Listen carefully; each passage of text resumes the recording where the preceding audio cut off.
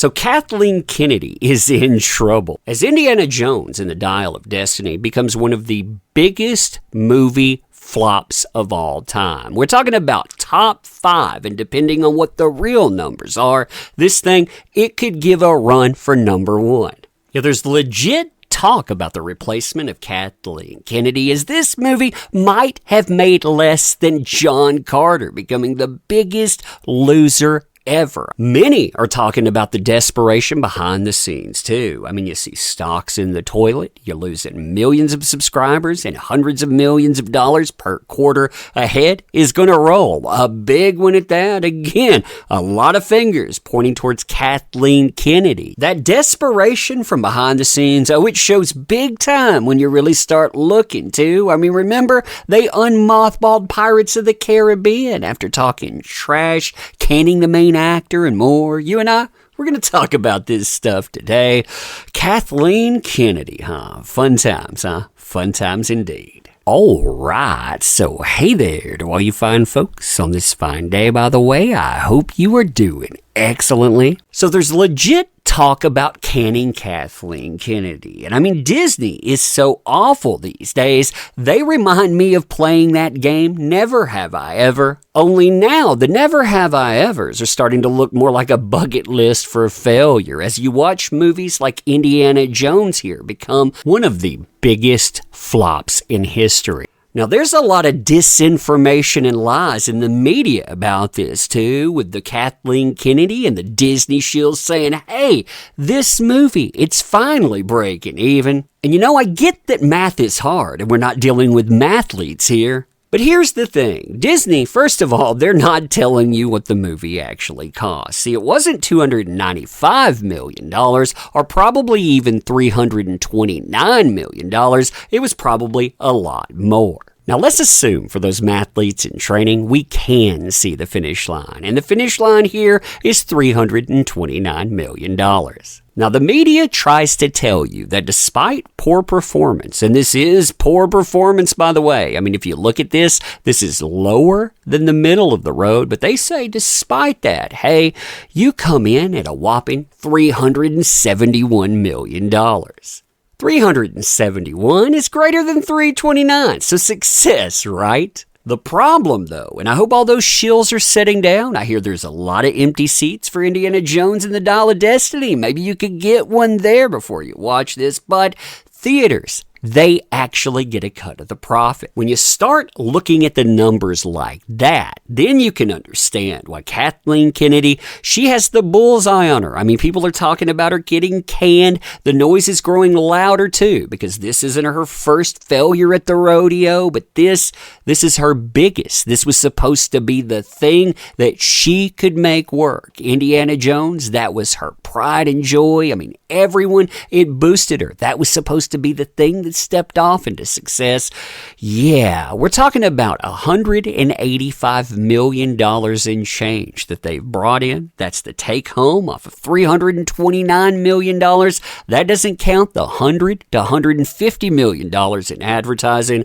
We're talking a probability of losing over $300 million plus on this movie alone. Now, to put this into perspective, I want to show you the top 14 all-time losers as far as money is concerned. It's crazy to think about Indiana Jones on this, but Dial of Destiny, yeah, I can see why it failed. I mean, Tomorrowland here, $103 to $171 million. You have Pan, oh, a terrible movie, $100 to $171.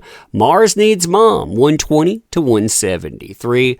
Mulan, you notice how many Disney movies pop up here. Mulan, a movie you never thought would fail, just like an Indiana Jones, $159 million. Battleship, $177. Sinbad, Legend of the Seven Seas, $184. Wrinkle in Time, terrible movie too, $152 million. Cutthroat Island is here. Mortal Engines, get to the top 5. R.I.P.D., I actually like that movie somewhat. $116 million. 13th Warrior, I like that movie. Could have been a lot better though. Still, $112 to $210 million. The Flash, yeah, this is on par with The Flash here in monetary losses. Lone Ranger, And of course, coming in at number 1, you have John Carter at a whopping $133 to $236 million. Again, Indiana Jones is on par with all of these, and depending on the real numbers, might just come in beating out John Carter. That's crazy. Now, the kicker to all of this is that Indiana Jones, over time, has been a license to print money. We're not just talking about theatrically. We're talking about rides. We're talking about merchandise. That was George Lucas's thing. You know, go out, make money on the items. That's where you make your big bucks. But when you look at the return on investment, 1981, you have Raiders of the Lost Ark. Raiders of the Lost Ark, that first movie, $20 million is all it costs. What does it bring in?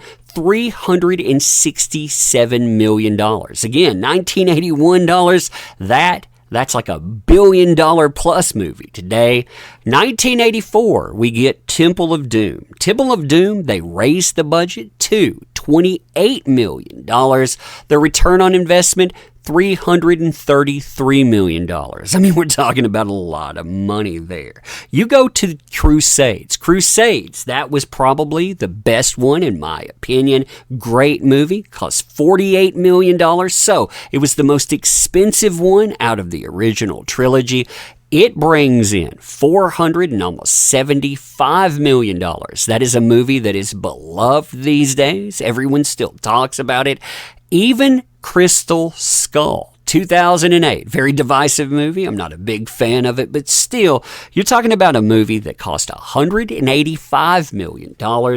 On the return there, you get it $786 million. So still, you're making money. And they figure they're going to go out with a bang on this last movie. And they did. But ultimately, that bang, yeah, it was the destruction of a franchise. This problem isn't a one-off either. And that means somebody major is going to get canned. And the bullseye is on Kathleen Kennedy, from what I'm hearing, because Bob Iger, yeah, it doesn't matter what he does. He's going to be able to step away graciously. He's basically fallen into this hero role. But if you look at the problems here, you're talking about over $1 billion lost with 10 movies. That's insane. It's like they're taking a run at $2 billion plus. Disney Plus is a fail. It cannot make money. They projected this year going into the next. That would be the time it makes bank.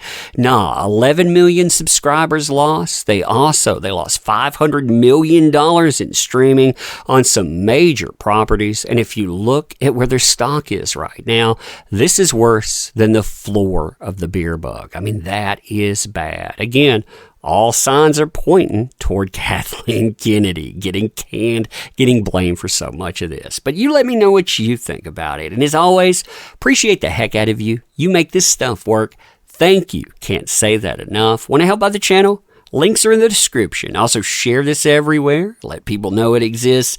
And thank you. Can't say it enough. Thank you.